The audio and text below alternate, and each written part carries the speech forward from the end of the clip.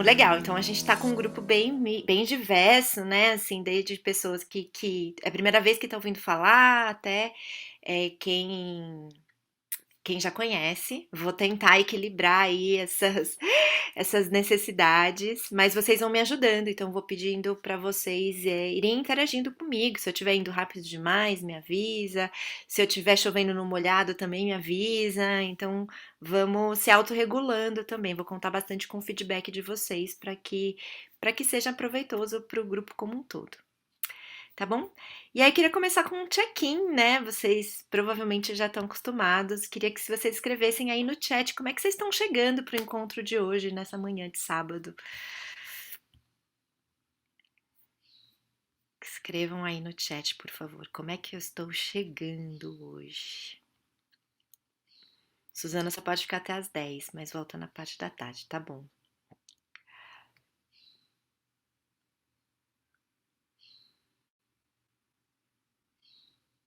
Mônica tá correndo, literalmente. A Jana chega curiosa, animada. A Lívia meio enrolada com as crianças, mas animada, beleza. A Bianca chega cansada, mas animada pra troca. O Ricardo sempre motivado e curioso. O Andrei, curioso a fim de aprender mais uma prática interessante. O Guga chega cansado da semana, mas animado para hoje. O Rafael chega animado, estarei mais ainda daqui a pouco, depois de comer algo. A Suzana chega motivada e saudosa, querida. Sandra chegando bastante entusiasmada com o tema, muito desafiante. Quem mais? Acho que tem algumas pessoas ainda chegando. Mas legal, bacana, gente. Então eu vou compartilhar minha tela aqui para mostrar para vocês a agenda, né, o que eu imaginei para hoje, para este nosso encontro. Então, uma das primeiras coisas que eu preciso contar para vocês que, sim, né, vocês estão chegando para um curso de sociocracia, mas eu dei uma expandida no tema. Conversando com a Mônica, a gente achou interessante e também, assim, eu acho que é uma coisa que para mim tem feito muito sentido, que é contextualizar a sociocracia, a autogestão em geral, dentro de culturas regenerativas. Porque é uma coisa que eu percebo que não faz tanto sentido e é muito engraçado, assim, que essa conversa, ela tá acontecendo em vários níveis. Eu faço parte do Círculo da Missão, né, que é tipo o conselho da Sociocracy for All, que é a Sociocracia para Todos. É uma organização nos Estados Unidos, mas que atua no mundo todo. E, e eu faço parte, a gente estava avaliando a semana passada uma declaração sobre justiça social. E um dos comentários que eles fizeram sobre sociocracia é que é interessante perceber que a sociocracia ela não é naturalmente anti-opressora. Ela não é naturalmente o resultado, assim, tipo, a fórmula mágica, a chave que vai tornar as organizações mais equânimes ou mais justas, né, em qualquer nível. E eu concordo muito com isso, assim, não é simplesmente porque a gente usa uma tecnologia que ela vai transformar a cultura da organização. Então, para mim, só faz sentido eu pensar em sociocracia, só faz sentido eu pensar em autogestão através de uma mentalidade de cultura regenerativa, através de uma visão de mundo que é uma perspectiva que eu realmente acredito. Então, precisa ter uma intenção. Então, por isso que eu queria começar a agenda do dia com esse olhar das culturas regenerativas. Então, a gente vai um pouco mais longe, mais amplo, para depois chegar na sociocracia, tá? Então, bom, check-in, apresentações já foram feitas, eu vou dar umas orientações gerais, mas acho que nada fora do que vocês já estão acostumados. Vou convidar a gente para uma sintonização e vou fazer uma apresentação que é um pouco um estímulo para essa reflexão, né? Por que a autogestão e de que forma ela se insere nesse olhar mais amplo do que são as culturas regenerativas, né? E aí vou fazer esse convite para a gente olhar as nossas organizações como sistemas vivos. E para isso a gente precisa entender um pouquinho como é que funcionam sistemas complexos, o que é vida, né? O que a gente chama de vida. né? O que a gente chama de sistemas vivos. E aí sim, dá essa visão geral da autogestão. Então, o que eu imaginei para nossa manhã é isso. Ela ser uma manhã um pouco mais conceitual e orientada para esse enquadramento, para esse alinhamento maior da autogestão dentro de culturas regenerativas. E à tarde ser a parte mais prática, né, de padrões da autogestão, né, da sociocracia, processamento das tensões criativas, a tomada de decisão por consentimento, a descrição dos papéis, a seleção dos papéis e o processo de avaliação, tá? Então foi isso que eu imaginei. Queria primeiro escutar se tudo bem para vocês, se vocês topam embarcar nessa jornada como eu desenhei. A Suzana já tá assim, tudo bem, gente? Alguma objeção? Podemos seguir dessa forma? Legal. Então vamos lá. Orientações de bordo, né? De aeromoça.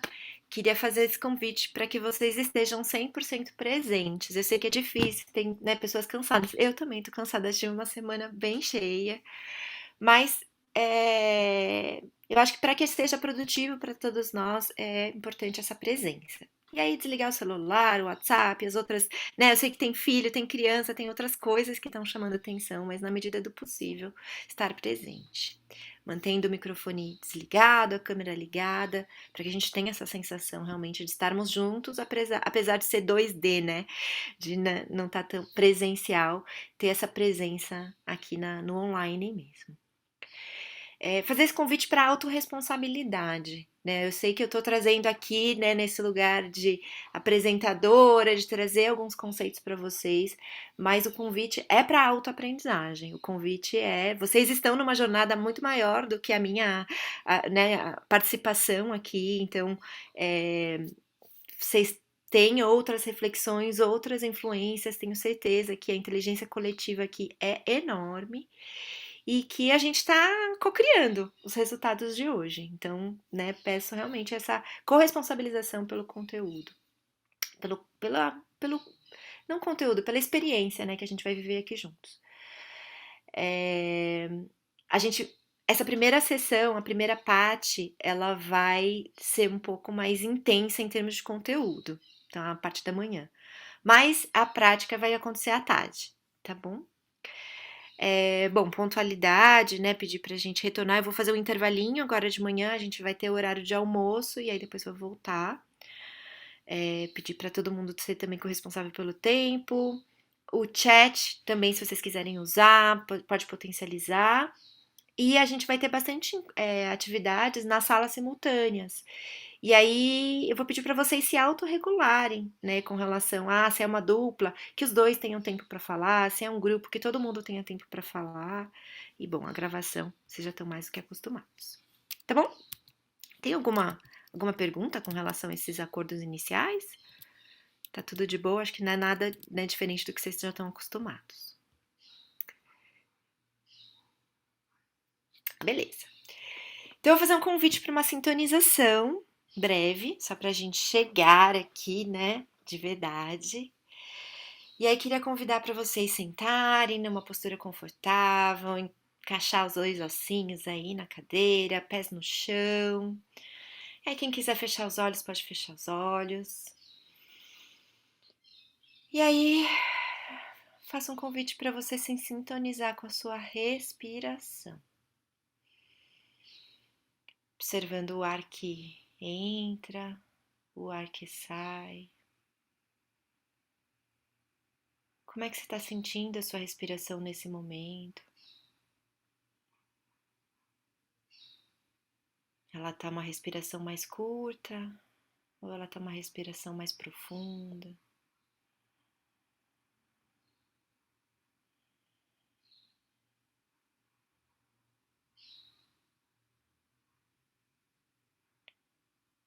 E agora convidar vocês a levarem a atenção de vocês para o seu corpo, fazendo um escaneamento a partir do topo da cabeça, descendo lentamente e observando cada pedacinho do seu corpo, sentindo se tem algum ponto de tensão. E se tiver, leva sua atenção para lá. Inspira, solta o ar e vai relaxando. Inspira, solta o ar e relaxa.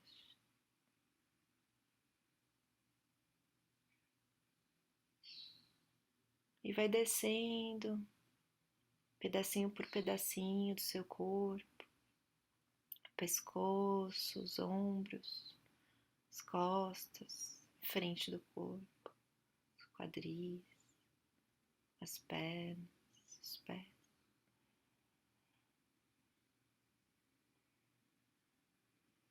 E vai trazendo essa sensação de presença, de conexão.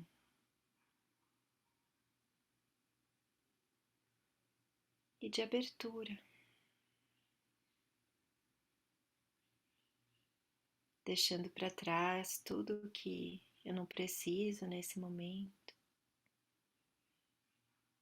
E me abrindo para essa possibilidade de troca que teremos ao longo do dia de hoje.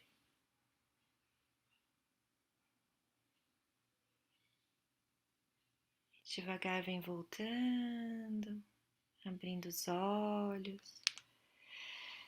E aí vê se tem algum movimento que seu corpo precisa fazer, espreguiça.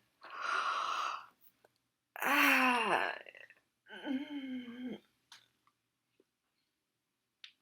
ah.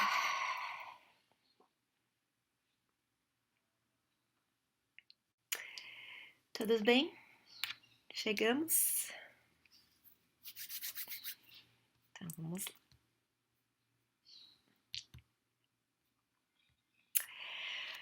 Muito bem, porque autogestão, então essa contextualização é um pouco mais ampla, né? Que eu comentei no começo que eu queria fazer, antes de mais nada.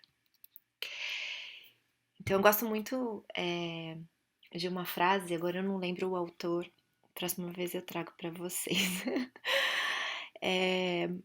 que fala assim: nós não somos, não, nós não vemos o mundo como ele é, nós vemos o mundo como nós somos. Alguém sabe de quem que é essa frase? Pois eu vou procurar para vocês. E a gente é muito feito de histórias, né? Assim, esse quem nós somos, quais são as histórias que a gente se conta? A Joanna Macy traz muito esse trabalho, né, das narrativas do nosso tempo. E eu gostei muito, assim, dessa matriz, né, dessa visão da linha do tempo, da nossa história enquanto humanidade, do livro Regenerative Leadership. Não sei se vocês conhecem, que é do Giles Hutchins e da Laura Storm. E aí vou contar um pouquinho essa história de maneira bem breve, certamente vocês a conhecem também de outras formas, mas o que eles sintetizaram foi que há cerca de 100 mil anos atrás nós começamos enquanto espécie humana, né? Pelo menos é o que temos indício, e que nesse momento a nossa conexão com a natureza era total, não existia essa sensação de separação, né? De individuação. O ser humano e a natureza era uma coisa só. Esse era um mundo em que nós humanos vivíamos como caçadores e coletores, né? Então a gente vivia da natureza, com a natureza, não existia essa separação. E também eram povoados nômades, né? Que não eram sedimentados. E aí, cerca de 10 mil anos atrás, pelo que a gente tem conhecimento, é que aconteceu essa sedentarização, né? Esse movimento de fixação à terra, que é o que comumente é conhecido como Revolução Agrícola. Então, aconteceram uma série de mudanças climáticas que permitiram, né, a agricultura e uma série de mudanças sociais derivadas disso. Né? E também foi o início do patriarcado. Então foi o começo da separação, né? Porque na medida em que nós humanos nos fixamos à Terra e falamos, esta é minha propriedade, muda a minha relação, né, a relação da humanidade com a natureza, porque passa-se a ter esse começo desse distanciamento. E também do homem masculino, né, com a mulher, o feminino. Porque na medida em que a terra passa a ser propriedade privada, surge também o conceito de herdeiros, né? Então, para que os meus herdeiros sejam meus filhos legítimos, eu preciso que a mulher não me traia, seja só minha, e aí a mulher também passa a ser uma propriedade do homem. Então, também começa esse distanciamento do homem, né, e da mulher. E aí não para por aí essa história da separação, né? Porque cerca de 500 anos atrás tem a história da Revolução Científica, esse momento em que começa a surgir o pensamento científico, o método científico, com o pensamento cartesiano, né? Então, esse lugar da linearidade, do entendimento da natureza como algo que eu quero controlar, que eu quero medir, que é como se fosse uma visão mecanicista, né, de que as coisas são objetos e que eu controlo e eu tenho poder sobre elas. E é uma visão bastante reducionista, né, que começa a surgir nesse momento. Né, também, né, mais ou menos nessa época é que acontece a famosa caça às bruxas, né, com a igreja trazendo aquele processo da Inquisição. Então, várias coisas acontecem também nesse momento para esses movimentos de separação. E esse pensamento cartesiano da revolução científica dá todo assim, levanta a bola para que o processo de revolução industrial possa acontecer, que é esse lugar das nossas organizações se tornarem completamente mecanicistas. Pessoas são como máquinas, né?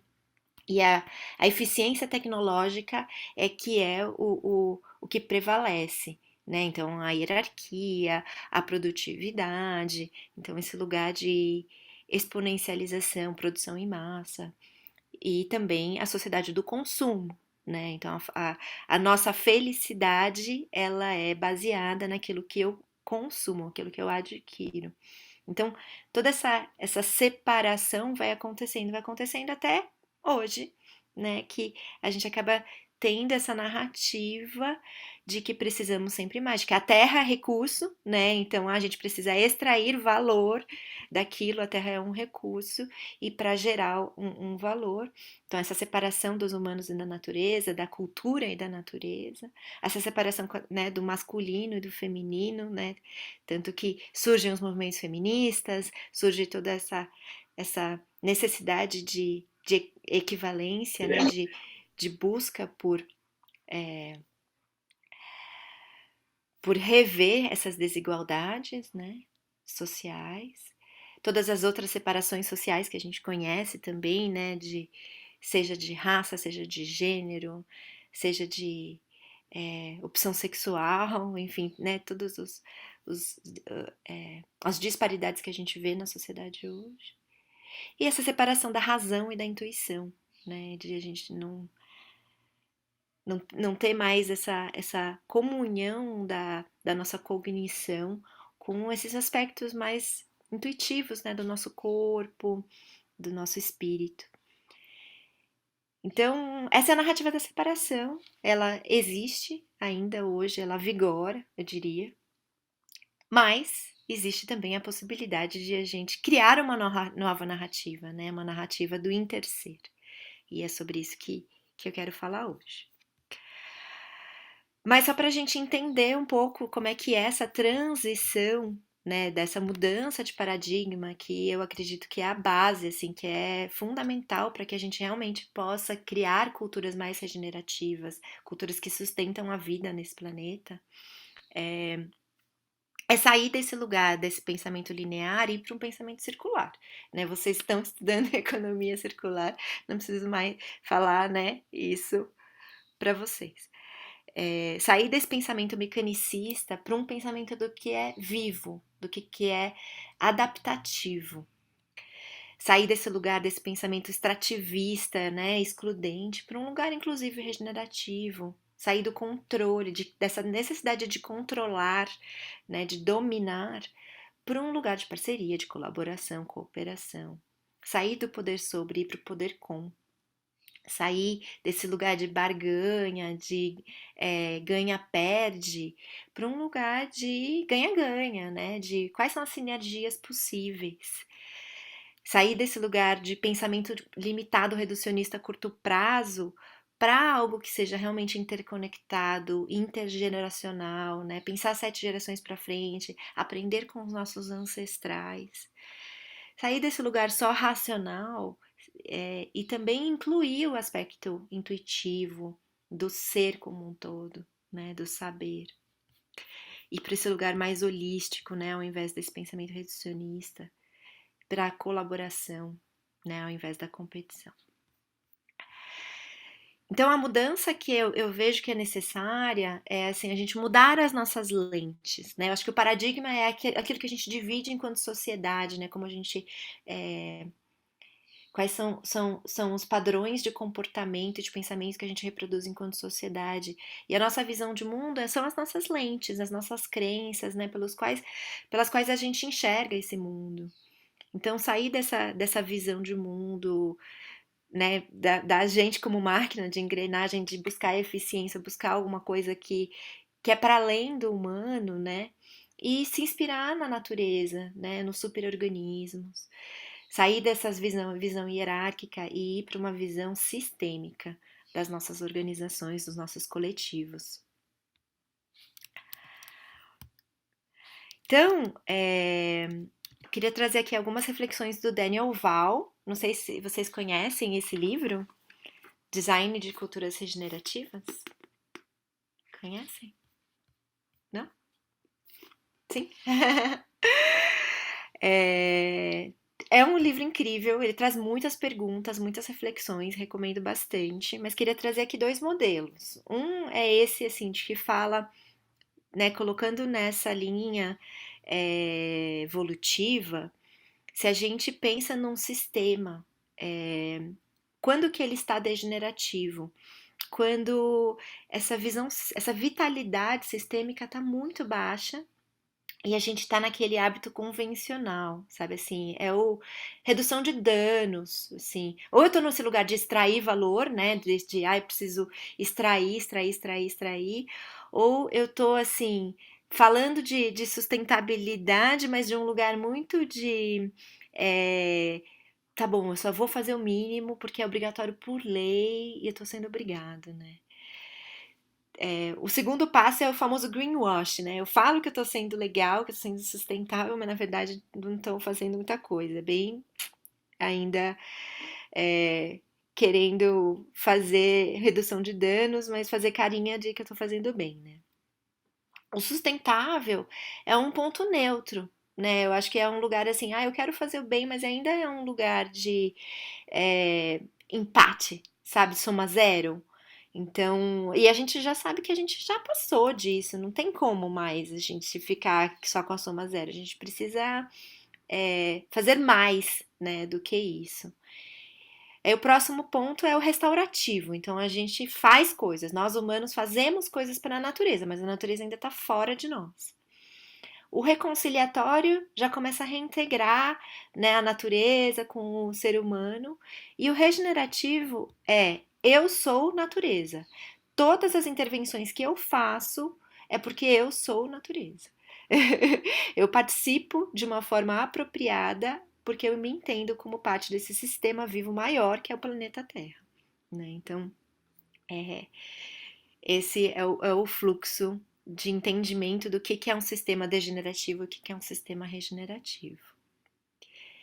E quando a gente fala de culturas regenerativas, é entender que cada contexto tem sua cultura, né? Por isso que é no plural, não é há uma cultura regenerativa, são as culturas regenerativas. Então, em cada coletivo, seja aqui na Rede Alegria, seja nas outras organizações dos quais vocês fazem parte, seja onde for, na sua família, né? Como é que a gente sai de um ciclo vicioso e vai para um círculo virtuoso?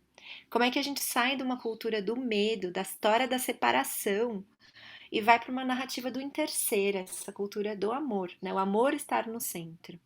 Então, como é que a gente deixa de cultivar competição, comando e controle, essa alienação, essa separação entre eu e o mundo, essa padronização, né? Como se todo mundo tivesse que performar igual, padronizar, para uma busca de significado. Eu estou buscando sentido, né? Para a vida, para essa comunidade, né? Como é que a gente pode encontrar a criatividade, a brincadeira, a potência de cada um dentro dessa organização, dentro dessa cultura do amor, de colaboração, de participação, de cocriação, em que eu cultivo o senso de pertencimento, né? Um significado compartilhado, um propósito comum e que todas as diversidades são valorizadas. Então, eu não busco a padronização, mas cada um tem uma essência, cada um tem uma potência e que juntos a gente trabalha por aquele propósito comum, né? E claro que isso é um pêndulo, né? Então, à medida em que eu cultivo isso, eu não tenho controle. Né? É que nem uma horta. Por mais que eu regue todo dia, por mais que eu dê amor, por mais que eu coloque lá todas sei lá, torta de mamona, o que for, né? Que eu possa usar para alimentar, para nutrir aquele espaço, né? A gente não tem controle sobre o que vai vir, né? E as culturas regenerativas, elas são assim também dentro das nossas organizações. Então, a gente é, pode criar artefatos, criar instrumentos para que ela floresça, mas vai ter momentos em que a gente vai se decepcionar. E aí a gente vai bater em retirada, a gente vai entrar num lugar de escassez novamente. E aí cabe a nós retomar. Então é esse pêndulo, né, de sempre ir retomando, cultivando esse lado direito, que é o que a gente busca, né? Cultivando as histórias que a gente quer se contar. Então eu queria começar, né, para fazer essa reflexão sobre tudo isso que eu comentei agora, com uma prática em duplas. Queria que vocês contassem um para o outro uma história, primeiro uma história degenerativa. E o que que você aprendeu com ela, né? Um momento em que você sente que você viveu desse lado da, opa, desse lado da esquerda do pêndulo. Pode ser uma história na sua comunidade, uma história na sua família, uma história na sua vida pessoal, onde que você quiser, tá? Mas uma história em que você acha que você estava nessa narrativa do medo. E o que que você aprendeu com ela? Daí uma pessoa fala, outra pessoa escuta, depois inverte. E aí depois vocês podem refletir um pouquinho do que tinha em comum entre essas duas histórias, tá bom?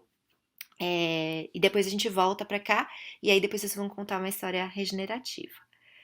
Então, Guga, você pode dar tipo 8 minutinhos, acho que 4 minutinhos para cada, e aí a gente volta e aí depois coloca eles de novo. Tá. Tudo bem? Alguma pergunta? Alguma pergunta, gente, sobre. Fala, Guga. Não, ia te perguntar só se você participa. Nós somos 18 Se agora. tiver, se tiver número par, sem mim, eu não participo. Se precisar, eu entro, não tem problema. Então, senta. Ou, fica, ou ficamos nós dois de fora, tanto faz. Tá Eu bom. entro. Tá, Tanto tá faz. bom. Entramos todos, então, e aí 8 minutos voltamos? Tá bom.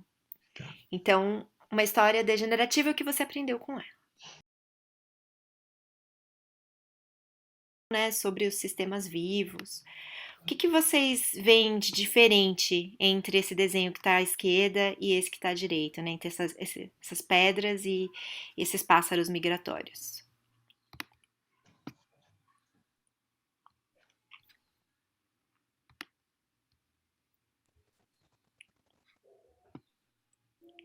Movimento. Movimento, que mais? As pedras são estáticas, né? E os pássaros, eles estão em movimento, né? Uhum. Se a É, gente pensa nos dois como sistemas. O que tem de diferente no sistema da esquerda e no sistema da direita? Da direita, é uma liderança sistêmica, né? Os gansos, eles, quando um está cansado, vai para trás, e, enfim, tem todo um movimento adaptativo ali de fluxo, né? Uhum, exato. Que mais? As naturezas deles são diferentes, né? Eles fazem parte do sistema vivo, mas são naturezas diferentes, né? Reinos diferentes. Uhum. Para você a pedra também é viva, Mônica? É, assim, para mim, eu vou me colocar em problemas aqui. Para mim também, Mônica. Para mim é vivo. É o Essa povo de pergunta é difícil pedra. para mim. Povo das pedras, né? Para mim também, tem sempre uma pertinho aqui para Ai, me que acompanhar. bom. Pedra é viva, certeza. E apesar delas estarem ali, delas estarem no mesmo lugar, elas também sofrem transformações, da mesma forma que os outros seres vivos. Né? A gente até pode dizer pretensiosamente que assim como aquele filósofo falou que o rio que corre hoje não é o que corre amanhã, a pedra que está aqui também não será a mesma amanhã. Certo. Tá, vamos então Isso, colocar isso entre parênteses e pensar assim, que esse sistema da esquerda, né, mais estático, desse conjunto de pedras, por mais que eles se transformem no longo do tempo, ele é um sistema não ordenado, né? Ele é um conjunto de pedras. Quando eu vejo as 4 pedras, ela é uma soma das partes, né? E quando eu vejo esse conjunto desses pássaros que se auto-organizam, né? Como a Karima falou, se autorregulando para trocar quem é a liderança, tal, eles têm uma propriedade que emerge da relação entre eles, né? Então eles não são apenas a soma dos pássaros, eles são um conjunto que é maior do que a soma dos pássaros, tá? Acho que esse era o ponto que eu queria com esse slide, não questionar se a pedra tem vida ou não. Fala, Rafael. Eu só achei interessante que ninguém pontuou que tem uma pedra preta. Tem uma pedra de cor diferente no sistema, né? Os pássaros, em princípio, são todos iguais, morfologicamente falando, né? Mas acho não, que eu isso acho até bom. mais da pau. Eu acho até bom, né? Mas eu vejo a pedra ali como mais diversa, que tem grande, pequena, cor diferente, coisa desse tipo. Sim, Mas eu acho legal que ninguém pontue isso. interessante. É isso aí. E aqui, gente, se a gente está pensando em sistemas complexos, né? O que tem de similar entre uma floresta e uma cidade? Agora, pontos em comum, né? A diversidade, né? Diversidade, que mais? O fluxo, né? As ruas é como artérias, né? Fluxo de carro, de gente. Sim.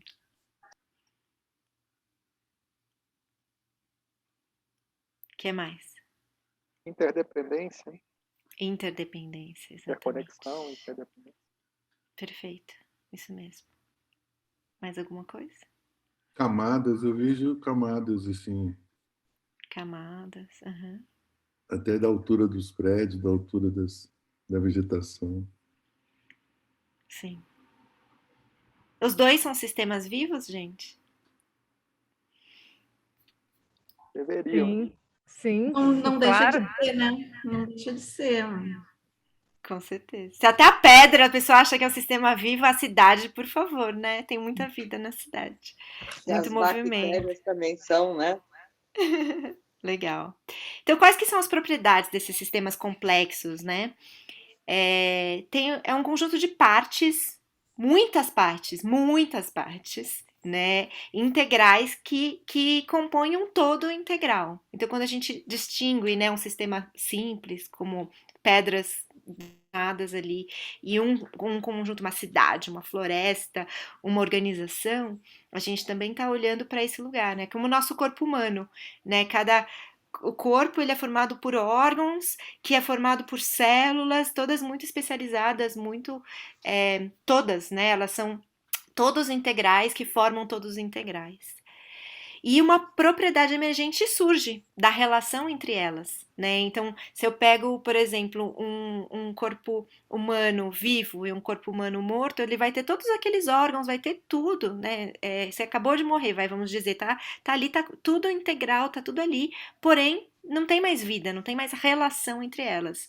Então, quando a gente fala assim, a vida emerge a partir desse momento que tem as relações entre essas partes. E algo a mais, que não é a soma das partes, né, surge a partir dessas interações.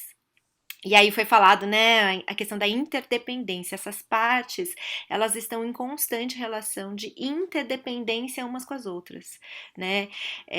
Algo que acontece em uma parte, reflete, reverbera no todo, né? Então, se eu faço parte desse sistema, tudo que eu faço, ele impacta e é impactado pelo todo. E ela é não linear, né? Então, os sistemas complexos, a gente não tem como controlar, né? Como prever, que nem o tempo, né? Então, a gente consegue ter estimativas, probabilidades ali, mas ele é muito dinâmico e aí podem acontecer intervenções que, né, uma borboleta na Amazônia criar um furacão na Ásia, né? Da mesma forma que as ações também, né? Então, sei lá, se a gente pega o nosso mercado de ações, aí cai uma ação aqui, aí levanta outra ali, é uma relação de interdependência de não linearidade, a gente não tem como prever e controlar. E, segundo Maturana, a definição de vida é quando existe uma autopoiesis, é uma autocriação, uma capacidade de se autorregenerar, né, de se autocriar. Então, dentro de uma membrana definida. Então, o que é vivo, ele se autorregula, ele se autorregenera, ele se autogera o tempo todo, que é o conceito de autopoiesis. Então, essa propriedade de autocriação. Então, queria trazer aqui algumas propriedades dos sistemas vivos, que é o que a gente vai buscar nas nossas organizações. Então, a ideia é a gente sair daquele paradigma de organizações como máquinas, né, e da gente como engrenagens para essas máquinas, mas também não ir para um lugar de organizações como famílias, como muitos de vocês provavelmente já viveram, né, que são as escolas comunitárias que a gente vê, que acaba sendo um lugar, assim, de lavação de roupa suja, algumas vezes, mas ir para um lugar mais orgânico, de organizações como sistemas vivos, inspirado na natureza mesmo, né, em que a gente tem esse lugar do indivíduo e tem o lugar do coletivo, né, nessa autorregulação. Então, esse que é o convite para a reflexão. Nós vemos as nossas organizações como sistemas vivos. E aí, o que significa isso? Uma das coisas é esse alinhamento. Um dos princípios é esse alinhamento, né? Então, essas camadas, né? Alguém falou das camadas. Eu vejo muitas camadas. Então, eu tenho o meu nível eu mais individual na área, mas eu também tenho um nível do meu grupo, do meu coletivo, das pessoas que estão mais próximas de mim, que trabalham junto a mim, e que formam a organização e que, por sua vez, fazem parte, né, de um sistema. Então, uma escola faz parte de um sistema educacional, né, e impacta positivamente ou não esse sistema também, e é impactado positivamente ou não por esse sistema. Então, o que a gente está buscando com a perspectiva regenerativa é trazer mais saúde, mais vitalidade para cada um desses níveis, para todos os níveis. E aí uma das perguntas que a gente faz é qual que é a essência, qual que é algo de singular que aquele nível, aquele sistema, aquele todo quer expressar no mundo, né? Qual que é o seu propósito? Qual que é a luz que ele traz? E qual que é o potencial do próximo sistema, né? Então, se eu me vejo dentro de uma organização, né, e que eu percebo que tem um propósito também e tá indo nessa direção. Qual que é a necessidade que eu percebo dentro desse sistema que me rodeia, para qual eu posso contribuir? Então, esse é o princípio do potencial, né? Então, queria só trazer esses 3, tem outros, né? Depois, se vocês quiserem, eu mando referências, mas queria só trazer esses 3 para a gente fazer uma investigação.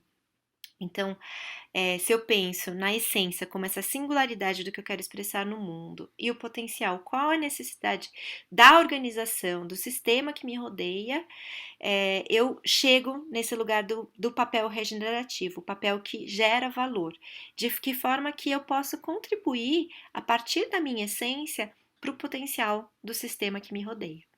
Tá bom? Então, vou colocar a gente em duplas também, para fazer essa reflexão sobre esse meu papel regenerativo. Individualmente, quando eu falo, né, desse trabalho regenerativo, é essa motivação pessoal, essa essência que me faz trazer algo único, combinada com o potencial de realização, né, a necessidade que eu vejo no meu entorno. Então, a reflexão em dupla, vocês vão compartilhar. Aí vamos ver se o Google consegue misturar essas duplas. Eu vou fazer trios dessa vez, vai? Triozinhos para misturar aí as pessoas. Como é que eu me sinto hoje na minha organização? Qual que é essa contribuição singular que eu trago para a organização? E para qual o potencial da organização? Qual é a necessidade da organização que eu ajudo a contribuir a partir dessa minha potência, né? A partir dessa minha essência. Tudo bem? Alguma pergunta? Tranquilo, Nara. Legal. Então, Guga, vamos fazer triozinhos e dar 10 minutinhos para eles conversarem? Maravilha. Aqui. Bom, então vamos caminhar agora para, né, a autogestão. Então, como é que a gente, dentro desse lugar de ver as organizações como sistemas vivos, como é que a gente pode entender a autogestão como esse instrumento para ajudar a criar essa estrutura que pode ser mais saudável para essa organização, para esse organismo, né? E aí tem essa frase do Laloux que fala que no coração de toda auto-organização está a habilidade de um sistema continuamente se autocorrigir. A autorregulação é a arte de sentir e responder a um contexto. Então, o que eu vou trazer aqui é essa perspectiva do perceber e responder, do ponto de vista da estrutura organizacional, do ponto de vista, né, da autogestão. Então, agora de manhã, né, como eu tinha falado, eu vou dar uma visão geral do que é a autogestão por meio da sociocracia, e à tarde a gente vai praticar esses processos. Então, dentro da sociocracia, a gente tem alguns princípios, né? Eu acho que isso já é um aspecto importante, né? Que é bem diferente de um sistema, de um modelo prescritivo. A sociocracia, ela não prescreve nada. Ah, como é que faz, não sei o que, como cuida de remuneração na sociocracia? Não cuida. Não tem prescrição. Não tem, é assim que se faz. O que ela traz são esses padrões que ajudam a implementar a autogestão e atender a esses princípios, né? Então, esses são os princípios da sociocracia 3.0, mas eu ultimamente adiciono a eles os princípios da regeneração, né? Que eu acho que são como base mesmo de tudo. Então, o que são esses princípios? Acho que os 2 mais importantes que vocês com certeza já ouviram falar é equivalência e eficácia. Então, dentro de um sistema sociocrático, a gente busca escutar todas as vozes, ou seja, todas as vozes querem ser ouvidas, porém, sem perder a eficácia. Então, é muito diferente de um lugar em que a gente procura o consenso de todo mundo. Não, é um lugar onde a gente equilibra equivalência e eficácia.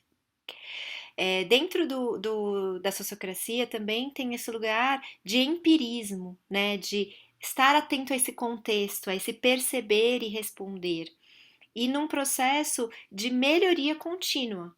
Então a gente vai sempre falar assim, né, o bom o suficiente por agora e seguro o suficiente para a gente testar e vamos aprender, vamos evoluir, vamos crescer com isso. O princípio do consentimento, então as tomadas de decisão são por consentimento. E esse princípio da transparência, né? O fluxo da informação, ele é livre, ele é contínuo, ele é acessível para todos dentro da organização. E a responsabilidade é esse princípio, né, de que cada indivíduo é corresponsável pelo coletivo, né? Então a gente precisa desenvolver esse lugar da autorresponsabilidade, né, para que a organização possa ser um lugar que é responsivo e responsável, né? Gosto bastante disso também. Então, beleza. Então a gente imagina lá que tem uma organização que a gente está vendo como um organismo vivo que está lá na busca do seu propósito. Então, né, tô lá, é um coletivo de permacultura, e aí a gente, né, tá querendo levar isso aí pro mundo. Tamo junto aqui. Beleza.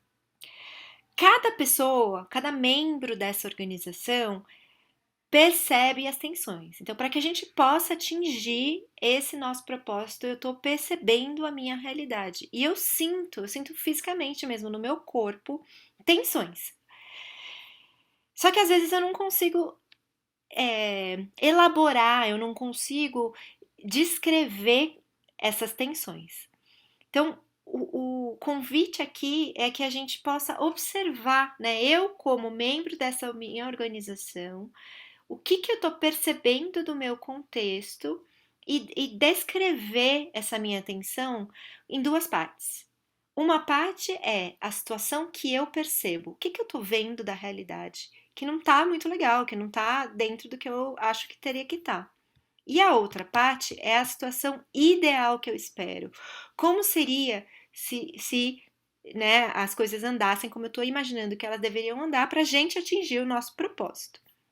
E essa tensão, essa sensação, como se fosse um elástico mesmo que eu puxo entre a realidade atual e a realidade desejada, é o que a gente chama de tensão criativa.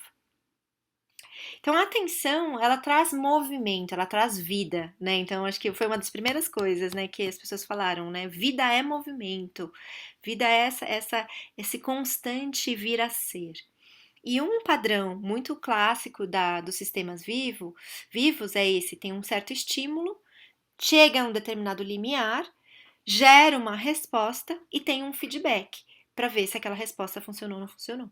Então, por exemplo, o meu corpo, né? Aqui, começou a esquentar a temperatura, né? Começou a chegar perto do meio-dia, tá mais quente, eu começo a sentir um calor, chega num determinado limiar, a resposta do meu corpo é começar a transpirar, né? E aí o feedback baixou a temperatura corporal ou não baixou? Esse é o conceito da homeostase, né? Então, esse equilíbrio dinâmico em que tem sempre esse movimento, né? E a gente age assim o tempo inteiro também. Então, pegando esse mesmo exemplo do calor, né? Eu tô sentindo calor, eu posso, né, chegar num determinado limiar, a minha resposta é tirar minha blusa. Qual que é o feedback? Ainda tô com calor, não funcionou. Vou abrir a janela, né? Então, eu fico nesse constante fluxo de movimentos no meu, né, interno, no meu corpo, no meu gerir do meu espaço e também nas organizações. Coletivamente é isso que a gente está fazendo o tempo inteiro. Então, quando a gente vai falar dessas tensões, essas tensões são os que trazem movimento para as nossas organizações. Se eu não cuido, se eu não percebo os estímulos, se eu não cuido desses estímulos, são oportunidades que são perdidas, são conflitos que são gerados, são opiniões que não são escutadas, né? Então, ele tem que chegar num certo limiar e a gente vai dar uma resposta coletivamente para isso. Então, quais que são algumas tensões que vocês estão percebendo hoje nas organizações de vocês, seja no trabalho, ou seja nos coletivos que vocês fazem parte? Queria que vocês trouxessem. Pode escrever no chat ou trazer alguns exemplos, só para a gente elucidar aqui. Ninguém está bem. Foi a primeira coisa que me veio à cabeça. Ninguém está bem. A gente está falando muito em trabalho e organização, eu estou pensando lá em casa. E Rafael, então descreve para mim o que está acontecendo e o que você acha que é necessário, assim, como você gostaria que fosse? A grande maioria, eu tenho uma filha de 12 anos, a grande maioria dos coleguinhas dela, e ela, inclusive, estão passando por ansiedade tremenda. Assim, as crianças vomitando em hora de prova, não quero ir mais para a aula, coisas desse tipo. E a Aham. conversa que eu tenho lá em casa é um pouco essa, cara, ninguém tá bem, assim, a gente, né, tá E trancado em a casa, e coisas desse tipo, tá todo mundo muito ansioso. Uhum. Eu acho que E o que psicologicamente essa pandemia detonou todo mundo, e isso acaba afetando a organização como um todo. e qual que é a necessidade, Rafael? Necessidade? Não sei. Ter paz, Ter paz. as pessoas estarem bem consigo Saúde, mesma. saúde Sim, mental, saúde mental, talvez. exatamente. Legal. Karima? Eu só queria perguntar se tensão para você é coisas ruins, assim, negativas, ou tensão como um movimento de tensão criativa, de mudança, assim, né? Exatamente, é esse conceito. Não é necessariamente negativo, ele gera uma A mudança. palavra tensão gera assim, eu tô tenso, é uma coisa assim pesada. Não. Eu vejo como uma tensão grande a transição de carreira. Eu vejo muito grande, assim, as pessoas questionando muito o que fazem. Então, mas tenta descrever, assim, pontualmente uma tensão. Pode ser alguma coisa bem pequena, assim, que você tá vendo na sua organização, que tá diferente daquilo que você acha que ela deveria estar, né? Então, a realidade atual, diferente da realidade desejada. Mas pode ser um exemplo bem pequeno. A tensão é na gestão, nessa organização. É uma tensão forte da gente desenhar processos de gestão, mas dentro da autogestão. E o que que você tá sentindo? Eu estou sentindo um movimento em direção a isso, assim, eu tô me sentindo bem com isso, aliviada, Uhum, por certo. termos Então, percebido no coletivo essa necessidade. a tensão é uma coisa que o indivíduo sente. Então, eu, né? Eu, Karima, sinto que, né, tal coisa está acontecendo e que poderia ser diferente. O que você está percebendo na sua Entendi. organização? Como se a gente estivesse numa reunião, que você quer Isso. saber, né? Tá. É porque quando você falou quais são as tensões, né, que você percebe, eu achei que fosse a nível macro. Pode ser nível macro, mas eu só quero que você seja um pouco mais específica na descrição da tensão, porque às vezes a gente sente, mas não consegue falar, né? E o convite é a gente conseguir descrever isso. O que está acontecendo? Então, definição de propósito, para mim, seria a minha tensão. Aham. A minha necessidade é de termos um processo de definição de propósito e que esse propósito venha do grupo, de todos que fazem parte, e que esse propósito esteja claro para todas as pessoas. Perfeito, legal. Então, que você está percebendo é que o propósito não está claro para as pessoas e você sente necessidade de que ele esteja claro. Maravilhoso. Beleza, gente, era só para dar alguns exemplos aqui, né, dentro desse conceito de tensão. Quando a gente fala de estrutura organizacional, né, quando a gente fala de autogestão, a gente está trabalhando num nível que flutua bastante, que é muito dinâmico, né? Então, ele tem um fluxo, ele tem um ritmo mais acelerado de transformação. E aí tem uma camada mais básica que a gente chama de meta-acordos, que é aquilo que dá a base, são as regras do jogo, né, da nossa gestão. Então, eu vou trazer para vocês agora alguns meta-acordos. E a camada base mais fundamental da gestão seria, por exemplo, o estatuto, seria, por exemplo, o regimento interno, né? Então, são os documentos mais fundamentais, né? Então, se a gente pega esses 3 níveis, o contrato social, o estatuto, eles não mudam tanto. Os meta-acordos mudam menos ainda, são as regras básicas para a adoção da autogestão. E a parte da gestão mesmo, que é o que a gente chama de governança dinâmica, muda o tempo inteiro.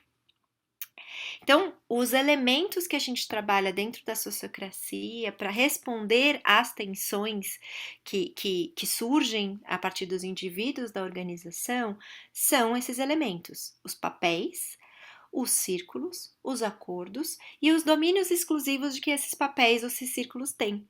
né? Então, as instâncias de autonomia dentro da organização. Então, se eu penso nisso como um sistema vivo, a minha organização tem um propósito organizacional que se subdivide em subpropósitos, que são os círculos, e que se subdividem em subpropósitos ainda menores, que são os papéis.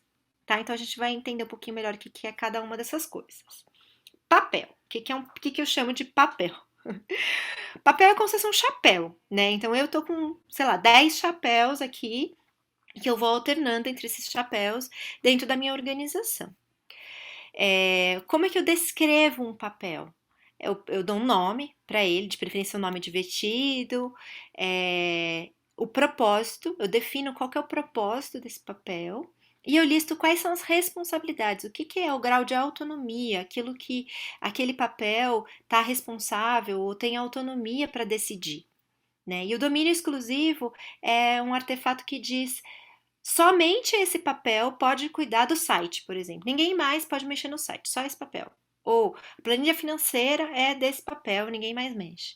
Então, o que só esse papel vai ter autonomia. Então, aqui um exemplo, por exemplo, da descrição de um papel. Conteudista master. Então, o propósito desse papel são conteúdos instigantes no site com frequência. E as responsabilidades são escrever textos, fuçar a internet assuntos quentes, colocar os textos no site com desenhos legais. E o domínio dele é a página de conteúdos do nosso site. Tá? Fica claro o que ele pode fazer e qual que é o domínio, né, sobre o qual ele tem autonomia. Então, a diferença entre um papel e um cargo é que um cargo, por exemplo, de relações públicas, ele é uma coisa muito genérica, ampla e que envolve muitos papéis. Então, se eu penso nesse papel relações públicas, ele vai ter vários papéis. Ele vai ter um papel de, sei lá, blogger blaster, redes em ação, edita amor, pelo amor, papel de mentoria, um papel de fala que falo. Eu não sei o que são esses papéis, tá, gente? São só nomes aqui aleatórios. A gente não tá com as descrições deles, mas só para vocês entenderem que o papel é diferente de cargo, né? Eu não tô falando de cargo, eu tô falando de um conjunto pequeno de responsabilidades que a gente tá chamando de papel. E aí a gente vai fazer uma atividade, mas acho que tem uma pergunta, né? Pode falar, Karima. Queria saber sobre o domínio. O domínio do papel, como é que é na sociocracia? Porque eu sei mais do O2, né? Eu não sei muito da sociocracia. No O2 a gente diz que quanto menos domínio, melhor, porque senão começa a engessar muito. Na sociocracia tem esse domínio, ele é uma constante, é uma coisa que... Enfim, como é que é isso? Eu queria saber. Tá, o domínio. Eu não tô com muitas vozes. É que depende, sim, né? A sociocracia, ela tem muitos sabores.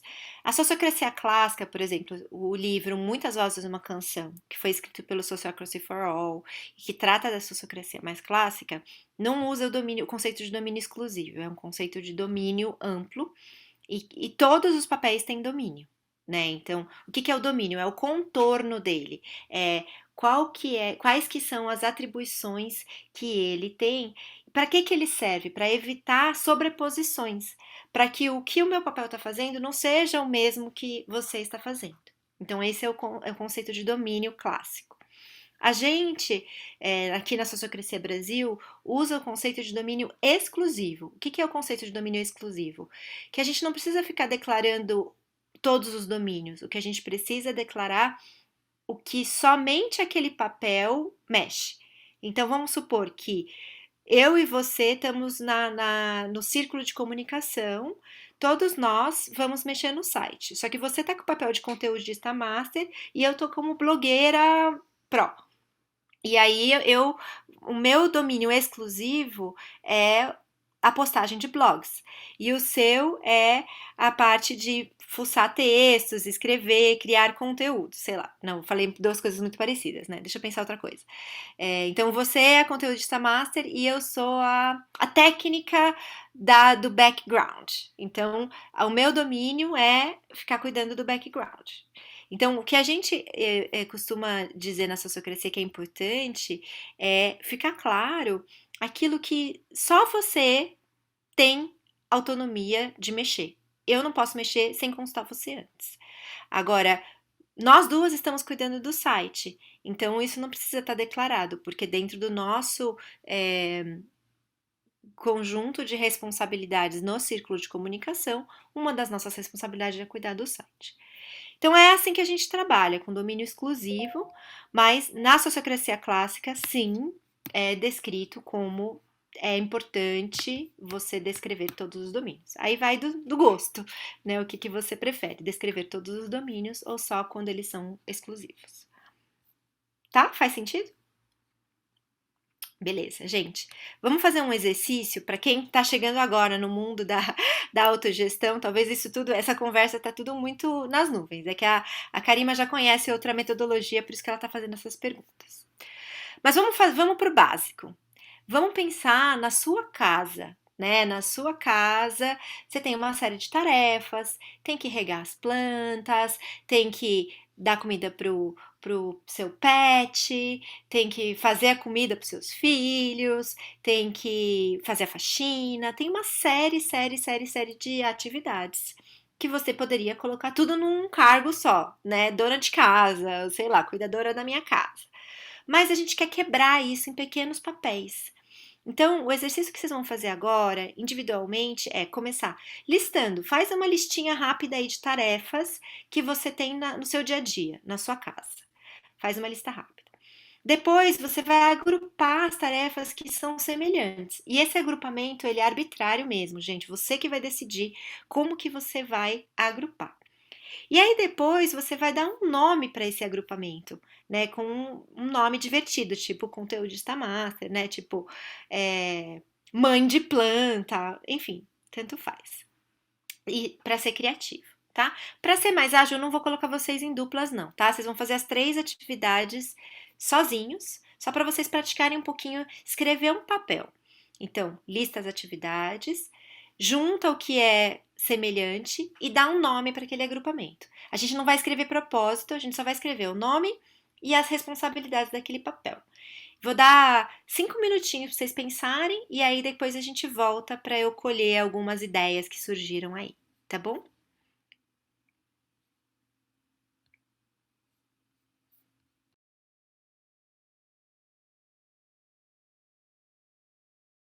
Alguém tem alguma pergunta sobre o exercício?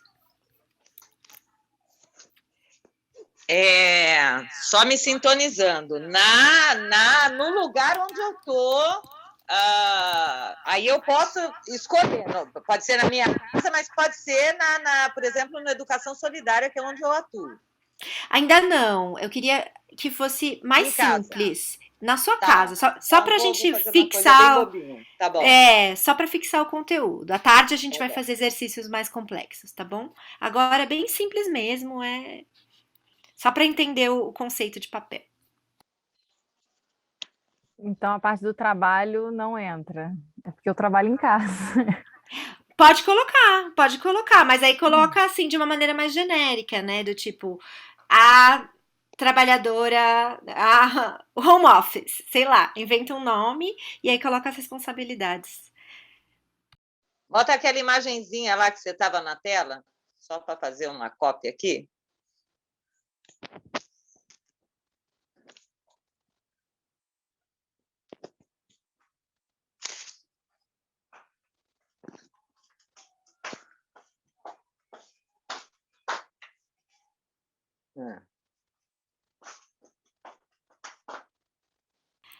Vocês vão fazer as 3 sozinhos, tá? Não vai ter essa parte das duplas. Bom dia. Pode, peraí.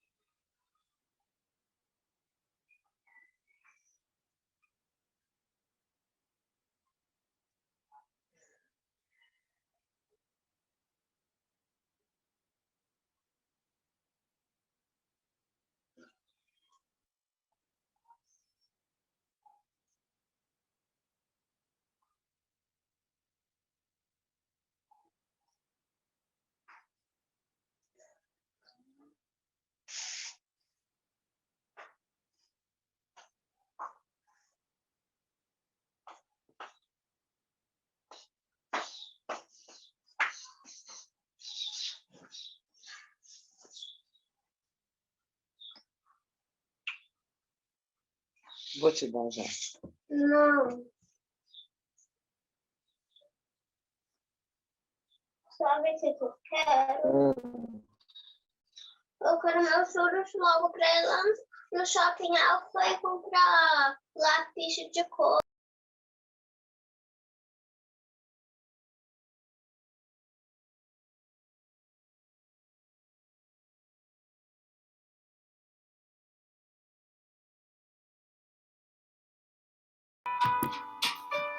Tô tentando pôr uma musiquinha aqui.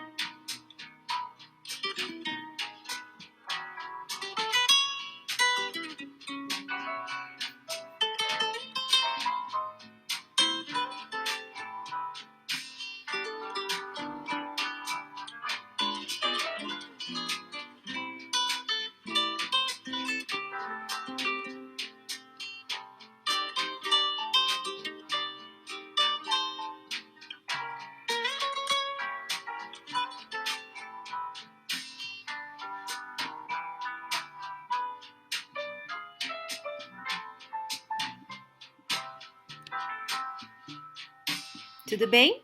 Estão conseguindo? Mais um minutinho para concluir?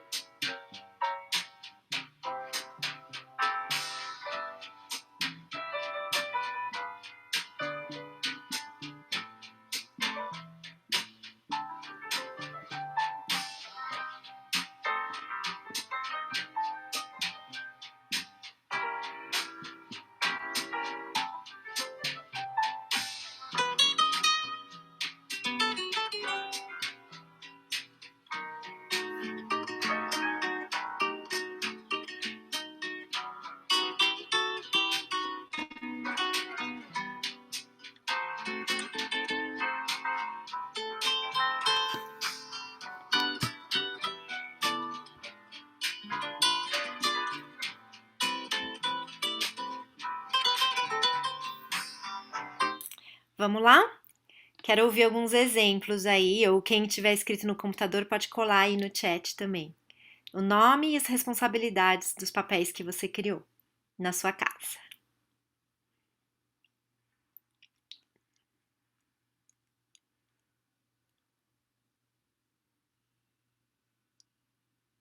Quem quer começar? Vamos Ou lá. vai lá.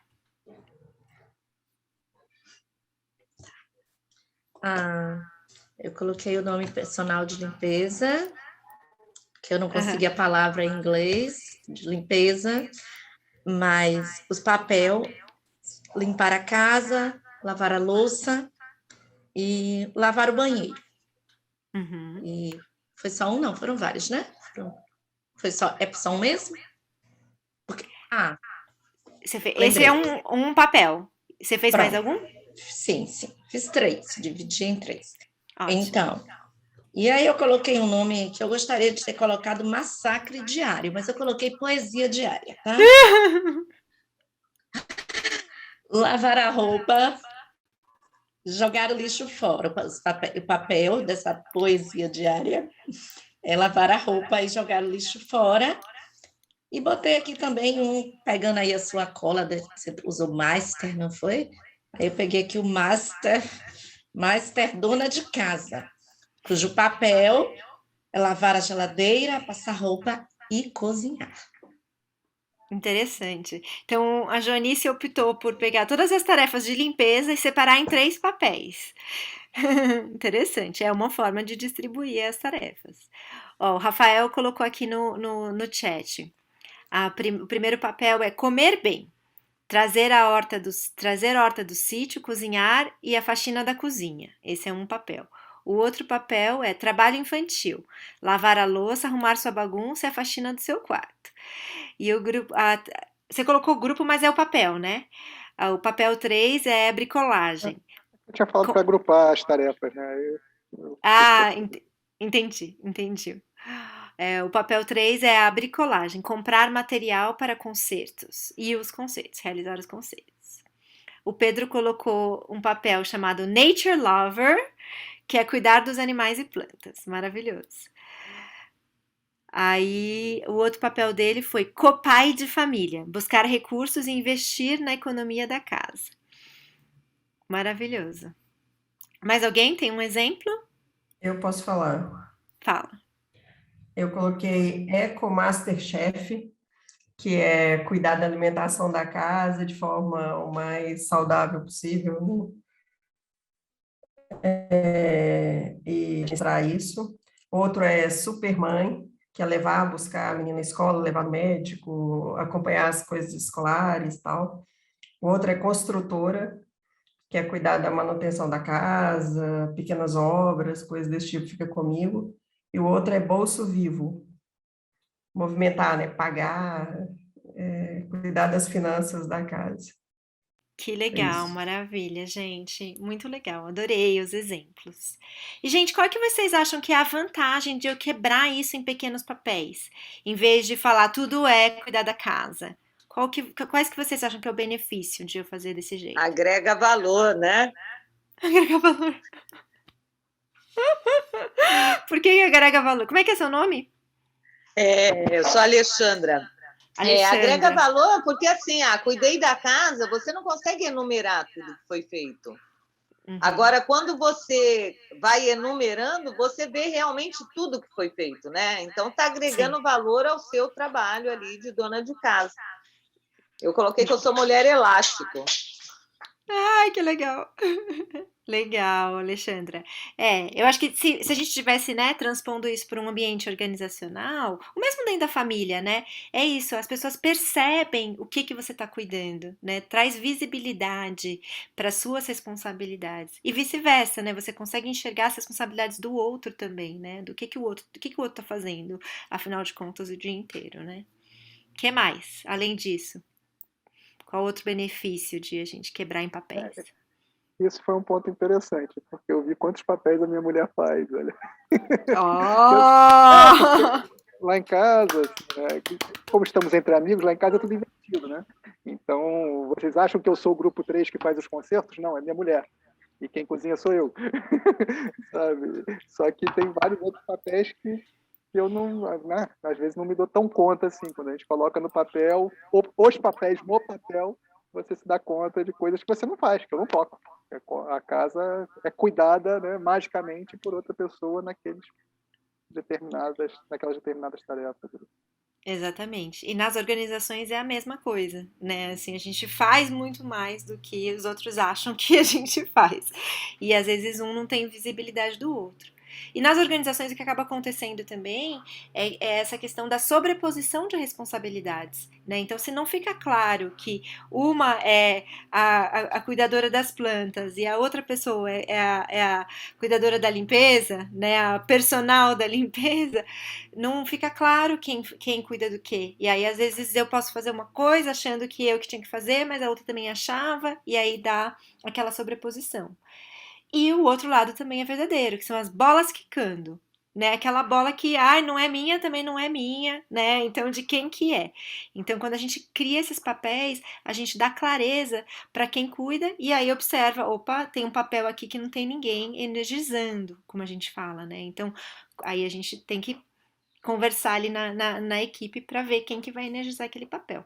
Né? É importante lidar com essas tensões e trazer clareza para essa distribuição de autoridade. Fala, Rafael. Eu queria contar rapidinho só um case que eu acho bem interessante, que é o seguinte: eu tenho um casal de amigos que são meus melhores amigos, né? Eles eram meus amigos antes de casarem e aí acabaram casando, tiveram filhos e são talvez as duas pessoas mais inteligentes que eu já conheci na vida. Eles são brilhantes, realmente brilhantes. E uma vez eu fui passar uma semana com eles E eu fiquei muito chocado, porque eu só via ele trocar fralda, ele com as crianças, né? Eu falei, gente, essa mulher não faz nada, né? Eu preciso conversar, são meus grandes amigos, né? Como é que eu quero saber o que está acontecendo, né? E aí, uma hora que eu estava tomando uma cerveja com ele só, aí eu comentei, né? Falei, vem cá, como é que funciona essa divisão de papéis aí entre vocês? Aí ele virou para mim e falou, cara, eu só faço isso. Eu não me preocupo se a criança tem que ir ao médico, se tem roupa, se tem colégio, sabe? Então a gente entrou nesse acordo que eu cuido do dia a dia. Então ela não chega perto para saber se a criança está almoçando, se a criança está limpa. Não, o dia a dia é com ele, mas as coisas macro, né? De que a criança precisa de vez em quando ir num pediatra, precisa de vez em quando comprar roupa, etc., fica para ela. Porque ele não teria capacidade de cuidar disso, né? Eu achei muito curioso, né? Como é tão radical, né? Essa divisão. E funciona perfeitamente. Quando tá claro, quando o acordo tá claro, funciona, né? Eu acho que esse que não importa qual é o acordo, né? Desde que haja consentimento de ambas as partes e que esteja claro, né, para as duas pessoas. Maravilhoso o exemplo. Gratidão, Rafael. Bom, vou seguir aqui na minha apresentação, que lembra que a gente está nessa visão de helicóptero, né? Então, estamos na visão geral, para a gente poder, depois do almoço, ir praticar tudo isso. Então, vou dar uma aceleradinha aqui. Então, os papéis, eles fazem parte de círculos. Então, eles são agrupados dentro da organização em círculos que também têm as mesmas características de um papel. Tem propósito, tem responsabilidade, pode também ter domínio exclusivo, só que é um conjunto de pessoas que formam aquele círculo, um conjunto de papéis, mais especificamente, né? Então, um exemplo de um círculo de comunicação. O propósito é ser conhecido no mundo inteiro como um líder no futuro de trabalho. As responsabilidades é criar conteúdo, divulgar os produtos, cuidar da identidade visual, animar as redes e o domínio exclusivo ao website. E aquele papel antes que a gente colocou da conteudista master faz parte desse círculo de comunicação, tá? Então, se a gente fosse pensar na organização como uma floresta, o círculo seria uma árvore e o papel seria uma folha, para a gente falar termos fractais. Os círculos, então, eles são uma instância decisória, né? Porque se eu tenho um papel e ele é uma instância de autonomia que tem responsabilidade e decide sozinho sobre algumas coisas, quando eu penso num círculo que tem vários papéis, essas pessoas que fazem parte do círculo vão decidir juntas sobre as coisas que estão pertinentes ao círculo, inclusive criação de papéis, inclusive ajuste de responsabilidade de papéis e tudo mais, tá? Então, os círculos, eles têm uma reunião periódica e eles têm alguns papéis essenciais que eu vou falar daqui a pouquinho. Quais são?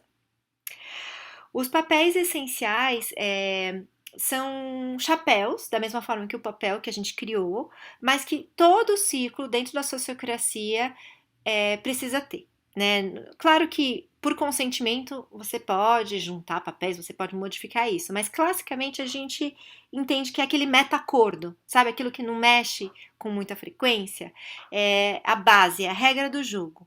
Então, a base para um círculo é ter esses 4 papéis.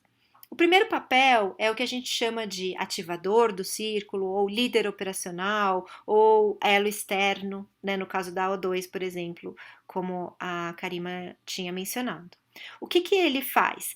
Ele garante que o círculo tenha os recursos e os talentos necessários e que ele realize o trabalho para o qual ele foi criado. Então, se é o círculo de comunicação, o líder operacional é o responsável maior daquele círculo.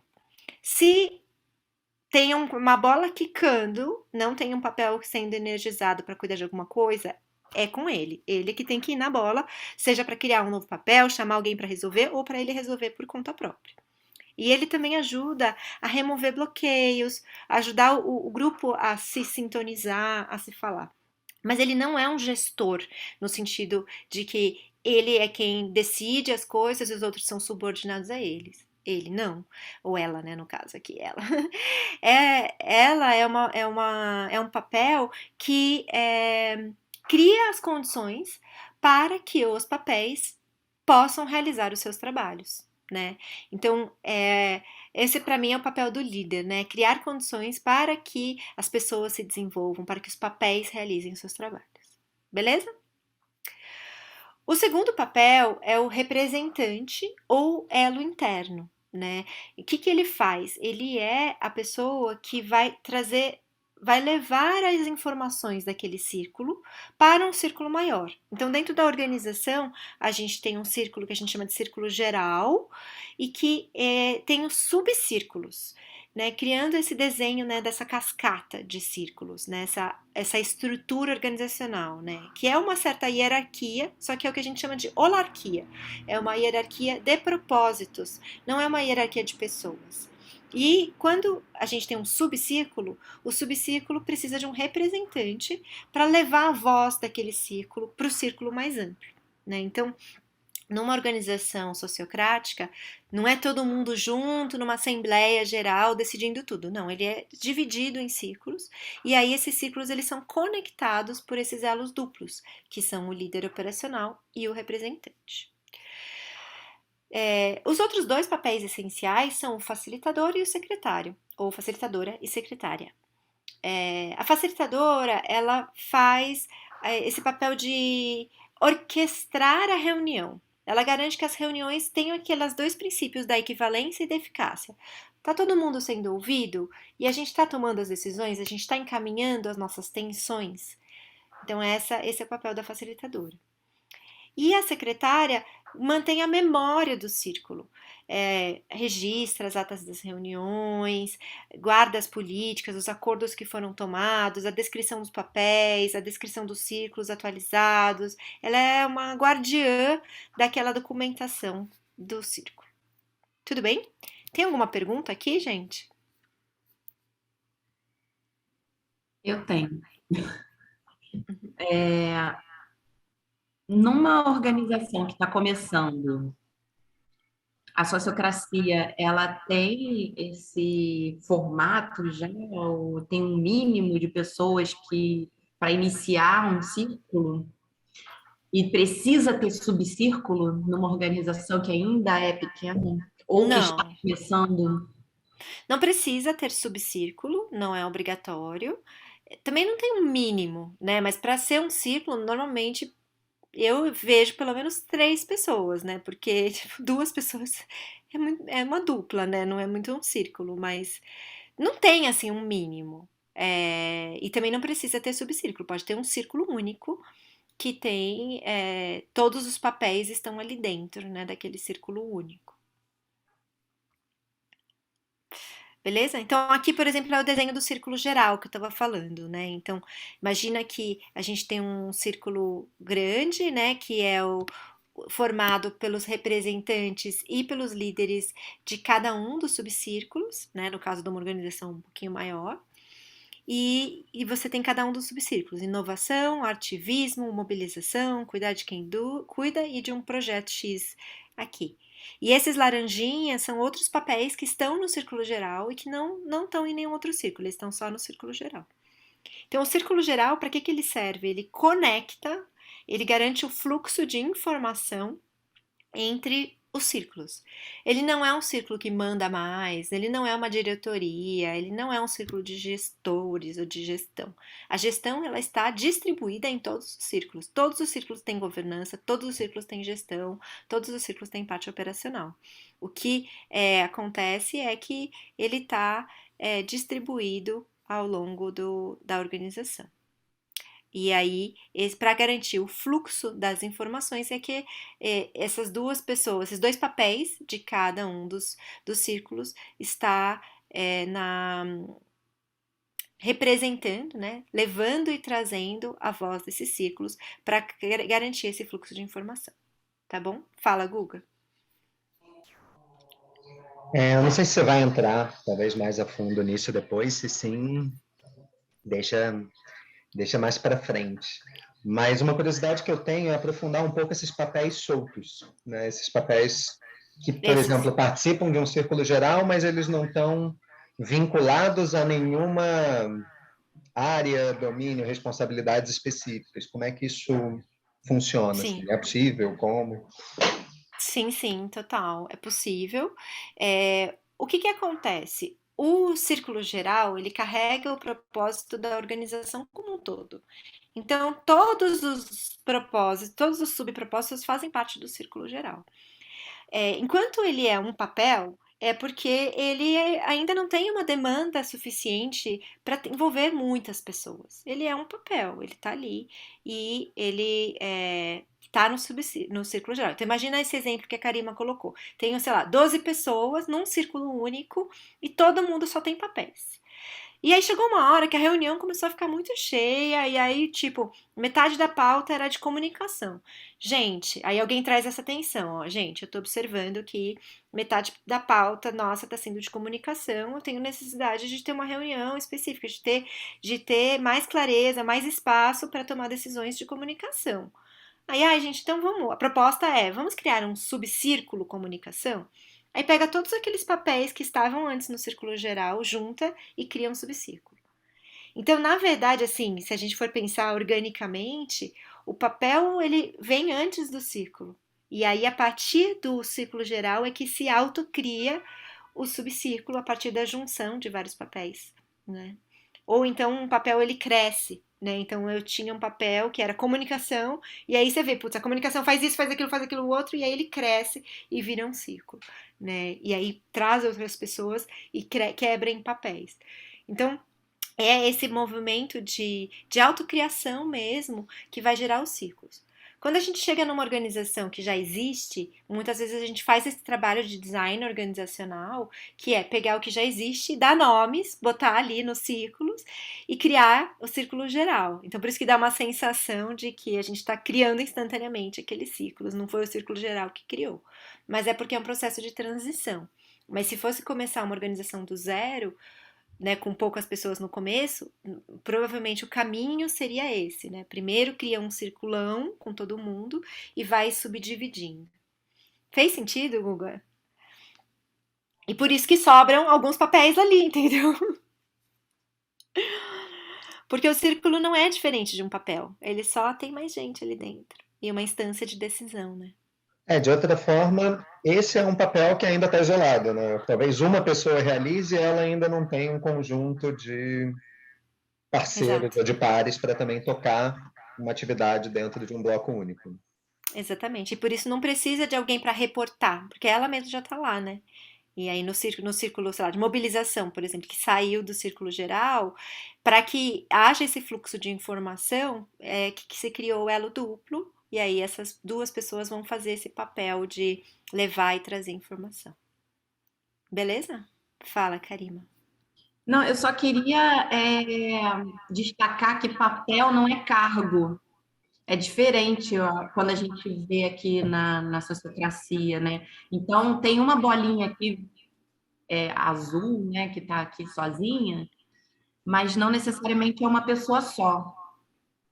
Exato. Porque com a nossa mente, né, antigo paradigma, a gente vai achar que cada bolinha dessa é uma pessoa. Na verdade, não é. Pode ter 5 energizando aquele papel ali. Ali é um papel, não é uma pessoa. Exatamente, esse é o próximo slide. Uma pessoa pode ter vários papéis dentro da organização e também um papel pode ser energizado por mais de uma pessoa ao mesmo tempo, né? A gente chama isso de liderança situacional ou liderança contextual, né? Então, dependendo do contexto, eu posso estar num círculo sendo líder operacional, no outro círculo eu sou secretária, no outro círculo eu tenho um papel operacional de conteudista, sei lá, a gente só tá dando esse exemplo de comunicação, né? Mas de qualquer coisa, financeiro, né? Money honey. Então, cada círculo eu posso ter um papel diferente, e eu posso estar em vários círculos, eu posso estar em vários papéis, e da mesma forma eu posso dividir um determinado papel com outra pessoa. Normalmente esses 4 essenciais não, né? É uma pessoa só que vai realizar cada um dos papéis. Agora, se for um papel operacional, por exemplo, guardiã do din-din, a gente pode estar em 2 pessoas que são as guardiãs do din-din, né? Beleza. Deixa eu ver se a gente ainda tem tempo. Vou tentar eu queria evoluir. falar um pouquinho. Fala, pode falar. Dá para me ver? Tô parecendo... Eu estava comendo. Eu queria contar uma experiência que foi quando eu fiz o curso da Casa Nietzsche até, com a Prem Karima, sobre moedas sociais, falando sobre... Eu pude fazer um curso com a Brisa, que era sobre rotina mínima. Foi logo no início da pandemia, então deu aquela loucura, né, em todo mundo, e agora é tudo online, como é que vai ser, ninguém sai de casa. E foi muito bacana que aquele curso de rotina mínima me fez fazer essa proposta que você deu agora de quais são os papéis que eu preciso desempenhar para a minha rotina acontecer. Minha rotina não só dentro da minha casa, quantos papéis eu estou dentro. Então, é como se fosse um microcosmo disso que você está falando, né? Que eu estou achando até muito parecido com o que eu ouvi sobre o O2 na época também com a Karima. Eu queria só deixar isso, porque eu acho que isso é até educativo, de você parar para pensar.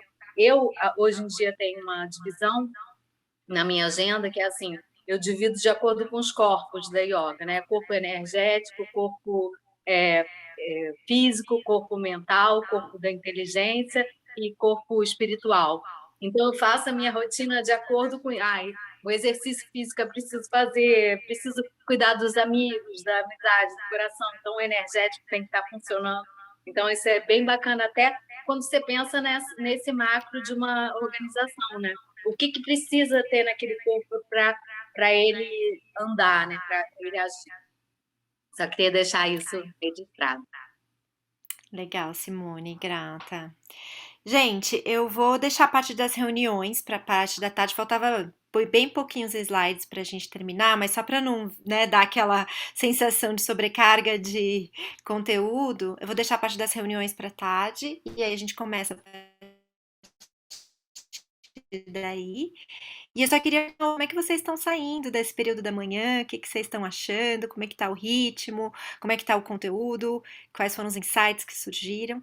Vamos fazer aí uma rodada? Vamos ver quem não falou tanto. Sandra, como é que você está saindo? Eu estou saindo bem, assim, eu acho que um grande diferencial do que eu já tinha visto, e a gente tenta trabalhar com sociocracia, é essa visão dessa relação regenerativa, né?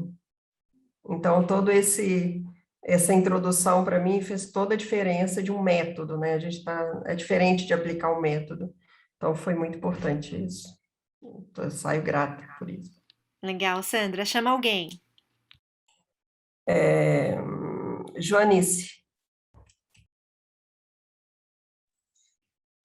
Então, eu entrei muito atrasada, eu acho, então demorei um pouco para me situar, mas eu estou achando muito legal essa forma, a forma como está sendo conduzido de uma maneira tranquila, tá? Que está possibilitando assim uma internalização aí desses conceitos trabalhados aqui hoje da regeneração. A pessoa anota e esquece. Foi isso. Regenerativa, experiências regenerativas, degenerativas, né? O conceito da sociocracia está bem legal. Eu estou assim, mal posso esperar pela tarde, que eu já vou pegar mais do início. Chama alguém. Ai, pai, eu vou chamar a Karina, porque eu não lembro o nome das outras pessoas. Não é Karina? Karima. Gratidão. Eu saio grata. Eu já queria conhecer a Nara já faz um tempo. Eu já tinha muita curiosidade para conhecê-la e para me aprofundar mais na sociocracia, porque uma coisa é você ler e a outra coisa é você trocar com pessoas que já experienciam aquilo. Então, eu estou muito grata, porque, inclusive, pela sincronicidade dos exemplos, porque eu também estou com um projeto que é a rede de casas da transição, onde eu quero levar exatamente autogestão para as casas. E não só autogestão, enfim, não vou me alongar, é outra história essa, mas assim, está sendo muito rico para mim, está acrescentando muito e estar aqui é um presente. Gratidão, eu passo o bastão para a Jana. Olha, eu ainda estou refletindo, parece que está caindo um monte de fichas. Eu acho que, inclusive, os encontros aí de trabalhos de grupo não foram por acaso, assim, eles trouxeram reflexões muito importantes sobre o que eu queria ser quando eu crescesse, o que eu fui e o que eu quero ser quando eu crescer mais espiritualmente, que eu acho que é essa a minha busca hoje, sabe? Então, trouxe reflexões bem, bem importantes para mim hoje. E eu só estou muito triste, porque, triste não, né? Eu tenho um compromisso importante à tarde, no centro espírita que eu participo, eu não consigo estar aqui, mas por isso que eu estou pesarosa, mas eu estou muito feliz com tudo que eu ouvi aqui, e eu vou pesquisar mais sobre esse assunto. Muito obrigada, Nara. Passa para? Passo para a Lívia. Oi, então, eu estou super grata, estou adorando tomar conhecimento sobre a sociocracia. Tinha muito tempo que eu queria compreender um pouco mais, assim, né? Mas estou me sentindo também, assim, pegando muitas responsabilidades, sabe? E essa de justamente trazer a sociocracia e tal para os movimentos daqui, eu prefiro que outras pessoas tragam. Eu quero entender, mas eu não quero ser responsável por isso, sabe? Por mais isso. Assim. E estou adorando. Eu passo a palavra para o Ricardo. Então, como eu disse, eu estava muito curioso no início. Me passa assim, apesar de eu ter atuado a vida toda em modelos autocráticos e hierarquizados, mas acho que a minha posição, assim, acho que minha alma, meu espírito, está muito mais para a sociocracia mesmo, né? Eu sempre fui um cara que incentivou muito a participação dos colegas, dos pares, né? Que todo mundo se colocasse e se desenvolvesse nos modelos de gestão que eu trabalhei. Então, assim, eu fico muito feliz, muito grato de estar vendo que isso existe sistematizado, né? Que isso é um caminho muito bacana para as organizações, né? E para a vida das pessoas.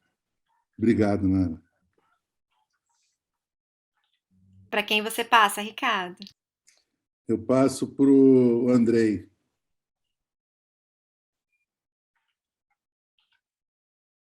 Ai, que nervoso, né? Quando eu passo, assim, eu fico ansioso para falar, eu acabo até esquecendo o que ia falar.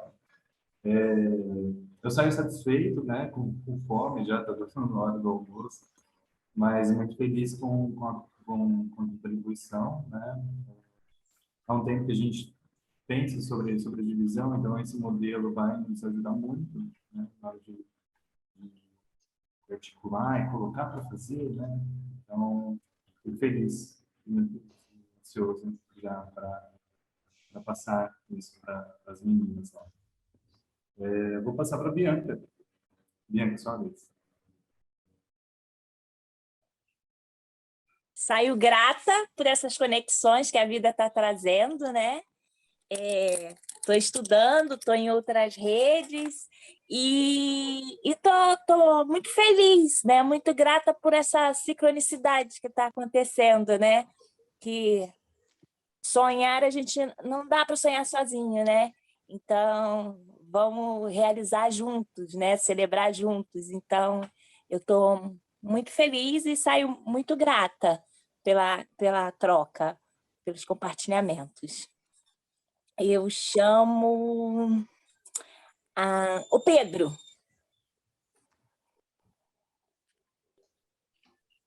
Bianca, eu compartilhei com Bianca a primeira tela, né? Primeira Thais, melhor dizendo, né? Porque o segundo encontro, a Prenkarima me trouxe essa coisa da Thais, né? Dessa zona, e é incrível isso. Assim. Vou tentar organizar um pouco aqui. Eu acho que eu saio com um sentimento de gratidão muito grande, né? Por essa conexão tão massa, né? Tão maravilhosa com pessoas tão incríveis assim, né? Eu comentei até uma vez assim com Mônica, todo mundo sabe do meu carinho por Mônica, E aí eu comentei, olha, se prepare que eu vou me casar em Paraty, viu? Eu vou me casar no Centro Histórico de Paraty. Eu acho que todas essas experiências elas vão facilitando a nossa própria caminhada no mundo, né? É incrível isso. Então, assim, eu me lembro que o primeiro papel que eu passei a exercer, e aí outro sentimento de gratidão é essa perspectiva da importância do papel. A sociocracia entende, pelo que eu compreendo agora, né, trazido por Nara, gratidão, que a sociocracia ela compreende que nós estamos no espaço que ainda é espaços-tempo muito complexos, né? Que ainda a gente está muito vinculado ainda ao passado, às experiências que deram certo no passado, talvez, né? Mas que agora, enfim, a gente precisa superar, é processo de regeneração. E o papel ele cumpre muito esse sentido. E aí eu me trago também um exemplo muito vivo, né, já que a gente tem Jana aqui, espírita também, da experiência que foi o Egito. Né? Hoje a gente não consegue mais repetir o que os egípcios fizeram, né? Com toda a nossa engenharia, enfim, que são aquelas pirâmides, e fora outras coisas que eles trouxeram. E aí, mesmo no esquema ainda muito autocrático, aquela coisa do faraó, eu estou escutando até agora, inclusive, uma música de Philip Glass, um trabalho de Philip Glass, que é a Akhenaten. E aí eu me lembro, recordo para finalizar, essa experiência que foi o papel de Akhenaton, um faraó que, diferente de todas aquelas experiências autocráticas, trouxe já a magnitude do espírito, de cultivar a espiritualidade, de cultivar a essência do ser. Então, que a gente possa cultivar a sociocracia nesses tempos complexos da vida, né? Gratidão. Quem você chama, Pedro? Bom, eu vou chamar a Mônica. Bom, obrigada aí a todos. E olha, eu saio desse momento aqui muito preenchida, né? Porque, bom, eu né, sou também muito grata pela Nara, né? Eu sou depositária de todo esse ensinamento dela já há anos e anos, né? Que ela nos acompanha fazendo sociocracia, né? Nas cirandas, então para mim sempre escutar e poder disseminar isso é na verdade quase que uma missão, né? Eu agora estou sentindo isso muito como uma missão, né, de poder levar todo esse pensamento regenerativo, né, para todos os lugares nos quais eu estou me desenvolvendo, como, né, como pessoa, como profissional. Então, eu estou saindo muito satisfeita, né, de colocar essas palavras, né, no léxico, assim, na vida de todas as pessoas que estão aqui, que isso possa redundar, né, nas organizações de todos. Então, eu saio muito feliz, né? Estou saindo muito feliz, muito motivada para ver o resultado da tarde, né? Que eu acho que assim, essa parte foi tão potente, a tarde vai ser muito bom para todos. Então, feliz, feliz, feliz. E aí eu vou passar a bola para Simone. Oi, obrigada.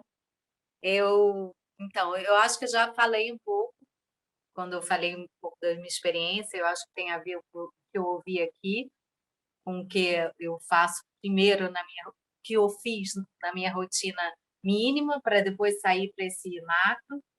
E queria agradecer muito. Eu estou morando aqui em Paraty, então, desde o início da pandemia, desde antes de começar, exatamente antes. E está sendo muito bom para mim. E esse espaço de ouvir, de trocar, está sendo fantástico. Obrigada. Um beijo. Passa para?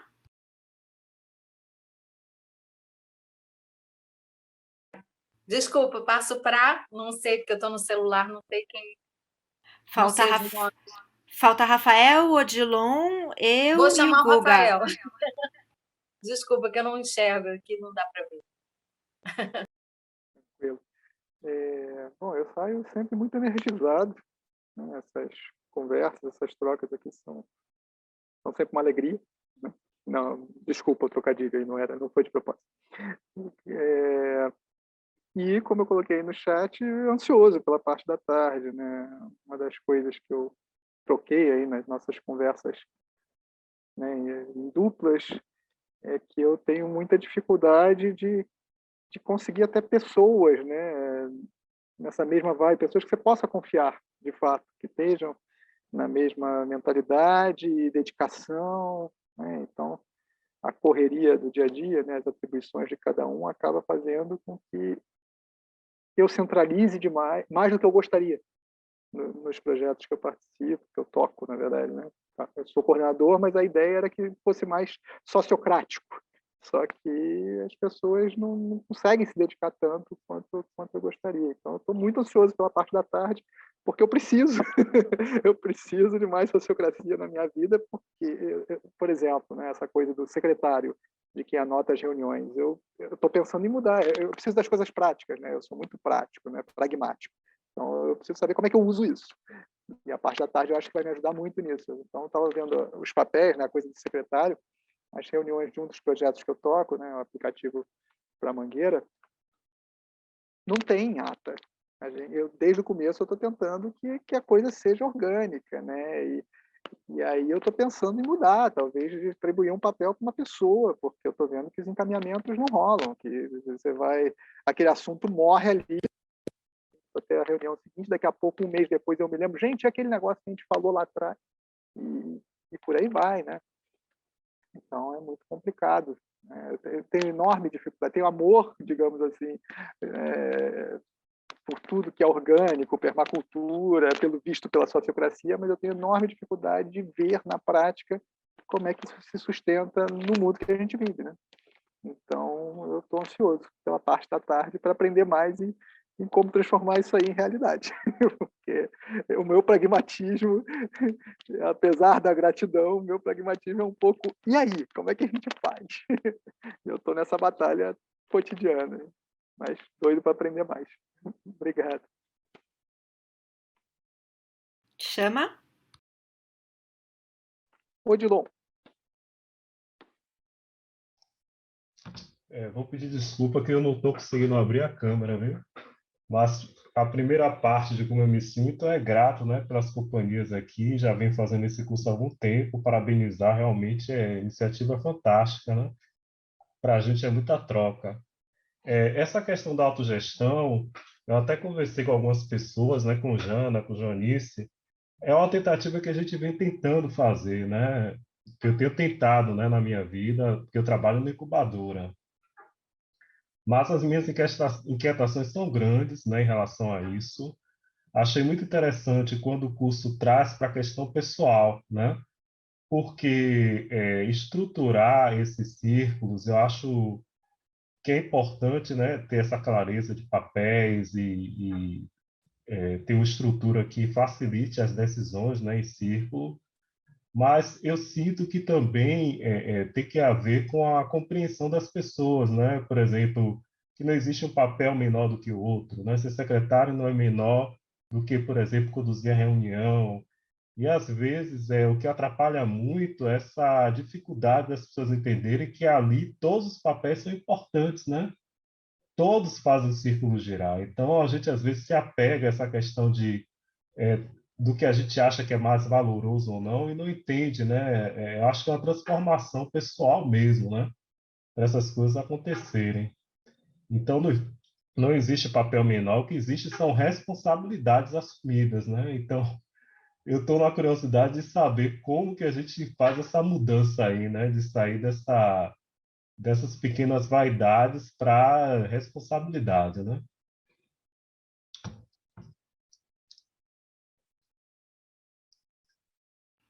Quem você chama? Falta, acho que é só eu e o Guga agora. Eu vou passar para a Guga. Valeu, Odilon. Acho que falta a Alexandra também. Ah, falta a Alexandra, é verdade. Mas vamos lá. Eu acho que eu saio um misto de encantado e inquieto também. Talvez ressoando um pouquinho a sensação do Rafael, assim. Acho que primeiro encantado com a tua apresentação, Nara. Acho que foi incrível. Acho que esse passo de começar de uma visão macro, né? Eu acho que do que buscamos antes da gente entrar na parte prática, da sociocracia. Isso acho que foi muito rico, acho que também sai encantado também nessa reconexão, né, que acontece a cada tempo, né, enfim, com a sociocracia, com a proposta de autogestão, com a proposta de transparência, equidade, eficiência, eficácia e tudo mais. Mas saio inquieto, talvez também um pouco pela parte da tarde, já tendo vivido algumas experiências de sociocracia e já tendo também, na prática, sentido na pele todas as dificuldades, limites, impossibilidades, né? Porque a gente se pega desejoso de novos modelos, mas somos, em grande parte, fruto de velhos modelos, né? Então, nós somos criados e educados em modelos autocráticos, patriarcais, verticais, né? Tentando fazer essa transição. E a gente se perde o tempo todo fazendo isso, o tempo todo atravessa, o tempo todo, né? Confunde seus papéis. Então, sai um pouco inquieto para como aprofundar isso, talvez na parte da tarde, também pegando um pouco na prática, né? Como é que a gente cria modelos horizontais. E eu passo para... Eu vou deixar a Nara fechar, então eu passo para ler. Ei, gente. Poxa, eu acho que é isso aí, Guga. Aqui a gente tem uma coisa que a gente foi direto para a prática. Vamos fazer autogestão e vamos lá. E, né, os desafios vão se apresentando. Então, eu fico pensando aí e buscando, né? Eu acho que ela conseguiu o objetivo da aula, que é deixar todo mundo instigado. Tá bom, então, como é que a gente faz? E, assim, como é que a gente faz de uma maneira que não seja tão disruptiva? Que a gente consiga fazer uma transição, eu acho que suave, porque isso também dá um medo nas pessoas, né? É o que o Guga falou, a gente está tentando fazer uma coisa nova, mas a gente foi criado dentro desse método de quem chega primeiro, quem aparece mais, quem, né? Como é que a gente vai fazer para fazer essa transição de uma maneira em que realmente a autogestão aconteça? Porque das experiências que eu vivi até hoje, eu acho que a gente ainda tem uma tensão, recuperando sua pergunta lá de trás, né? Qual é a sua tensão? É essa tensão de que você começa a dar um passo e tem um momento em que alguém tenta ir na frente ou deixa alguém para trás. E a gente tem que conseguir encontrar. Então, acho que a palavra aí que fica para mim e que é a minha tensão atual, é o timing. Como é que a gente vai conseguir acertar o nosso timing? Gratidão aí, estou curiosa, tá? De todo mundo aí na primeira fila, para saber como é que faz. Obrigada. Ai, grata. Ai, gente, é isso. E eu não trago respostas. Já posso adiantar que eu não trago respostas, eu trago possibilidades. Eu trago práticas que para mim têm funcionado, mas assim, eu sigo nesse estudo. Eu acho que a gente está aprendendo, né, enquanto humanidade, a construir relações saudáveis, a construir estruturas que tragam mais vida. Né, que busquem esse mimetismo desses pássaros que não precisam nem se falar e uma hora tá na frente, uma hora tá o outro e, cara, como que a gente não consegue fazer isso? A gente fica batendo cabeça ali, né? Então, eu acho que o meu convite é pra gente respirar e viver essa pergunta juntos, né? E eu acho que o que a sociocracia traz são algumas ferramentas, né? Mas não quer dizer que porque eu tenho uma pazinha e um rastelo na mão tá tudo resolvido, né? Cabe a nós cultivarmos tudo isso mesmo. Então, fica o convite. Eu gostei que vocês ficaram instigados, então venham, vamos aprender isso juntos. Mas já adianto que não venham para achar a pílula mágica, porque isso eu não tenho também. Então, todo mundo junto nessa mesma jornada, tá bom? Então, bom almoço para vocês. A gente volta às 2, né, Guga e Mônica? 14 horas, então. Isso, sim, Nara. Sim, então às 14 horas, todo mundo aqui e muito bom. Obrigada. E bora praticar. É. Até já, gente. Tchau, gente. Até de tarde.